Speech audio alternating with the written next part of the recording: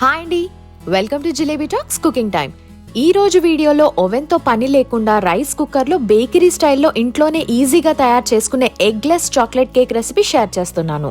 తయారు చేసుకోవడానికి ముందుగా బౌల్లో 1 కప్పు రూమ్ టెంపరేచర్ లో ఉన్న పాలు, 1/2 cup oil, 1 table spoon vanilla essence వేసుకొని లైట్ గా కలిపి పక్కన తీసి పెట్టుకోవాలి. తర్వాత మిక్సింగ్ బౌల్లో 1 కప్పు మైదా జల్లించి వేసుకోవాలి. ఈ స్టెప్ కంపల్సరీగా మిస్ చేయకుండా చేయాలండి. మైదా పిండిని జల్లించుకోవడం వల్ల కేక్ చాలా స్పాంజీగా వస్తుంది. ఇందులో 1/2 కప్పు కోకో పౌడర్ లేదా చాక్లెట్ పౌడర్ వేసుకొని జల్లించుకోవాలి. చాక్లెట్ పౌడర్ వేస్తున్నట్టయితే షుగర్ లేకుండా ప్లెయిన్ గా ఉన్నది తీసుకుంటే బెటర్ అండి, లేదంటే కేక్ చాలా తీయగా అవుతుంది. కోకో పౌడర్ డైరెక్ట్ గా వేస్తే ఉండలుగా ఉండిపోతుందండి, అందుకని జల్లించుకుంటే పౌడర్ స్మూత్ గా ఉంటుంది. ఇప్పుడు ఇందులో 1 teaspoon Eno salt, 1/2 cup sugar వేసుకొని ఈ పొడి మొత్తాన్ని మంచిగా మిక్స్ చేసుకోవాలి. ఈనో సాల్ట్ లేకపోతే ఆల్టర్నేట్ గా 1/2 టీ స్పూన్ బేకింగ్ సోడా మరియు 1/2 టీ స్పూన్ బేకింగ్ పౌడర్ ఈ 2 వేసుకోవాల్సి ఉంటుంది. మీరు ఇందులో నార్మల్ షుగర్ ప్లేస్ లో పౌడర్ షుగర్ కూడా వేయొచ్చండి.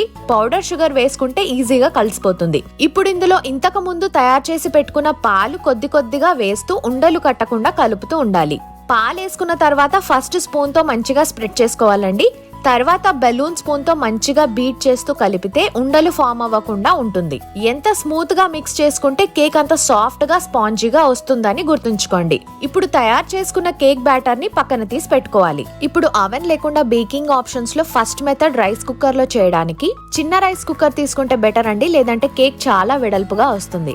రైస్ కుక్కర్ గిన్నెలో 1 టీ స్పూన్ ఆయిల్ వేసుకొని లోపలి భాగం అంతటా బ్రష్ తో ఆయిల్ స్ప్రెడ్ చేసి రాయాలి. ఇలా చేయడం వల్ల కేక్ అతుక్కోకుండా ఉంటుంది, తీసేటప్పుడు ఈజీగా వచ్చేస్తుంది. ఇప్పుడు ఒక బేకింగ్ పేపర్ ని రౌండ్ గా కట్ చేసి పెట్టుకోవచ్చు, లేదంటే కొంచెం మైదా పిండిని బౌల్ లోపల చుట్టూ సన్న లేయర్ గా చల్లుకోవచ్చు. బేకింగ్ పేపర్ వేసుకుంటే మళ్ళీ ఒకసారి కొంచెం ఆయిల్ వేసుకొని బ్రష్ తో స్ప్రెడ్ చేసుకోవాల్సి ఉంటుంది. ఇప్పుడు ఇందులో ప్రిపేర్ చేసి పెట్టుకున్న కేక్ బ్యాటర్ ని నెమ్మదిగా వేసుకోవాలి. మీరు వీడియోలో చూస్తున్నట్టయితే కేక్ బ్యాటర్ చాలా స్మూత్ గా వచ్చిందండి. బ్యాటర్ వేసుకున్న తర్వాత 5 నుండి 6 సార్లు బౌల్ ని ట్యాప్ చేసుకుంటే ఎక్కడైనా ఎయిర్ ఫామ్ అయి ఉంటే అవి విడిపోతాయి. దీనిపై నుండి మీకు నచ్చిన డ్రై ఫ్రూట్స్ ఏవైనా గార్నిషింగ్ కోసం వేసుకోవచ్చండి. రైస్ కుక్కర్ మూత పెట్టి మూతకి హోల్స్ ఏవైనా ఉంటే కవర్ చేసి ఎలక్ట్రిక్ రైస్ కుక్కర్ ఆన్ చేసుకోవాలి. రైస్ కుక్కర్ ని బట్టి 40 నుండి 50 నిమిషాల టైంలో కేక్ రెడీ అవుతుంది. ఖచ్చితంగా గుర్తుపెట్టుకోవాల్సిన విషయం ఏంటంటే రైస్ కుక్కర్ అన్నిట్లో కేక్ బేక్ అయ్యే ఆప్షన్ ఉండకపోవచ్చండి. సో అలా కుదరనప్పుడు ఆల్టర్నేట్ గా ఇంకో మెథడ్ చూపిస్తున్నాను.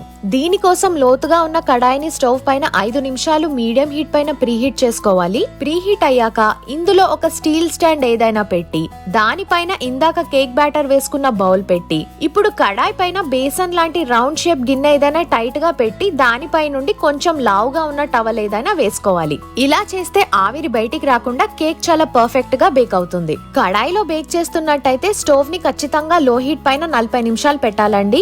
నేను రైస్ కుక్కర్ లో కేక్ ని బేక్ చేశానండి. కరెక్ట్ గా 45 నిమిషాల టైం పట్టింది నాకు. బౌల్ లోపల చుట్టూ నైఫ్ తో ఎడ్జెస్ ని ఇలా లూజ్ చేసుకుంటే కేక్ తీయడం చాలా ఈజీ అవుతుంది. కేక్ తీసే ముందు కేక్ మొత్తం బేక్ అయిందా లేదా అని ఒక్కసారి టూత్ పిక్ తో టెస్ట్ చేసుకోవాలి. టూత్ పిక్ క్లియర్ గా పొడిగా ఉంటే పర్ఫెక్ట్ గా బేక్ అయినట్టు. కేక్ ని తీయడానికి బౌల్ పైన ప్లేట్ పెట్టి రివర్స్ లో తిప్పి ట్యాప్ చేస్తే కేక్ చాలా ఈజీగా బయటికి వచ్చేస్తుంది. వీడియోలో చూస్తున్నట్టయితే రైస్ కుక్కర్ లో కేక్ చాలా పర్ఫెక్ట్ గా బేక్ అయిందండి.